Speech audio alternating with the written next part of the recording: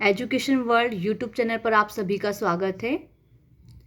हमने इसके पहले वाली वीडियो में तत्पुरुष समास और अव्ययी भाव समास और तत्पुरुष समास में कारक को भी पढ़ा था।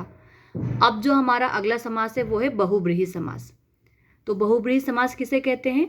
जिस समास में दोनों ही पद प्रधान हो, दोनों पद मतलब पूर्व पद और उत्तर पद, पहला पद और दूसरा पद प्रधान ना हो बल्कि कोई अन्य पद प्रधान हो, यानी कि जिसमें दोनों ही पद प्रधान ना होकर कोई तीसरा पद प्रधान हो, वह होता है बहुब्रीहि समास। उसे कहते हैं बहुब्रीहि समास। मतलब दो पदों के मिलने से किसी तीसरे की जानकारी हमें मिल रही हो, उसे कहते हैं बहुब्रीहि समास। जैसे नीलकंठ, नीला है कंठ जिसका, तो नीलकंठ शब्द किसके लिए प्रयोग किया जाता है? शिव जी के लिए।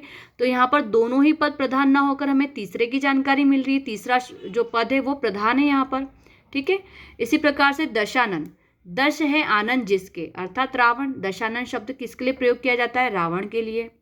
चक्रधर, चक्र को धारण करने वाला अर्थात विष्णु जी। तो अब ये तीन हमने उदाहरण पढ़े, तीनों में ही दोनों ही पद प्रधान नहीं है बल्कि दोनों के मिलने से हमें तीसरे की जानकारी मिल रही है और तीसरा शब्द जो है, तीसरा जो पद है वो प्रधान है। तो इसे कहते हैं हम बहुब्रीहि समास। इसके बाद हम पढ़ेंगे द्वंद्व समास। जिस समास में दोनों ही पद प्रधान हो, अभी इसमें हमने पढ़ा था दोनों पद प्रधान नहीं होते, लेकिन द्वंद्व समास जस्ट इसका उल्टा है ना, जस्ट इसका अपोजिट है। जिस समास में दोनों ही पद प्रधान हो वह द्वंद्व समास कहलाता है। जैसे राजा रंक। एक चीज और हम इसमें देखेंगे, इसमें योजक चिन्ह होता है और जब हम इसका समास विग्रह करते हैं तो योजक चिन्ह हटकर वहां पर और लग जाता है। ठीक है। राजा रंक, राजा और रंक। सुख दुख, सुख और दुख। अन्न जल, अन्न और जल। तो इस प्रकार से ये द्वंद्व समास में दोनों ही पद प्रधान होते हैं। ठीक है। और यहाँ पर योजक चिन्ह का लोप हो जाता है, योजक चिन्ह की जगह पर और लग जाता है। इसके बाद आता है आपका द्विगु समास। जिस समस्त पद का पूर्व पद, समस्त पद मतलब जो एक मेन पद है उसका पहला पद क्या हो? संख्यावाची हो, संख्या बताई जा रही हो जिसमें, है ना, संख्यावाची विशेषण हो, उसे कहते हैं द्विगु समास। ठीक है। जैसे लिखा है त्रिभुज, तो त्रि जो है वो क्या है? पूर्व पद है। पूर्व पद क्या है? संख्यावाची है। त्रिभुज, त्रि का मतलब होता है तीन, भुज का मतलब भुजाएं, तो तीन भुजाओं का समूह।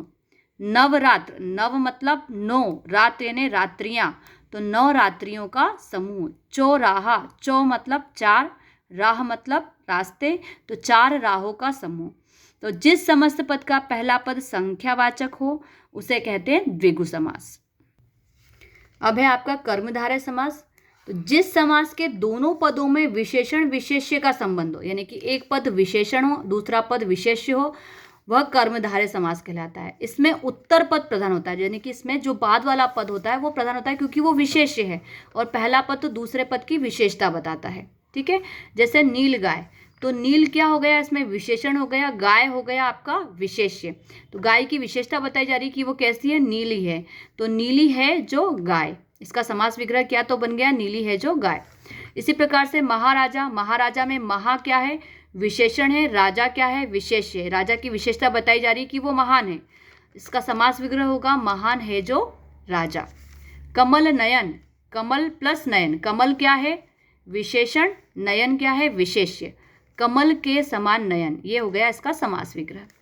फिर है घनश्याम, घन हो गया विशेषण, विशेष्य हो गया श्याम। यहाँ पर श्याम की विशेषता बताइए कि वो किसके समान दिख रहे हैं? घन के समान। घन मतलब होता है बादल, तो घन के समान श्याम, समास विग्रह। विद्या धन, विद्या हो गया आपका विशेषण, धन हो गया विशेष्य और इसका समास विग्रह किया तो बन गया विद्या रूपी धन। तो ये थी हमारी समास की वीडियो। यदि आप लोगों को वीडियो बहुत अच्छी लगी हो तो प्लीज़ आप इस चैनल को लाइक करें, सब्सक्राइब करें और शेयर करें। धन्यवाद।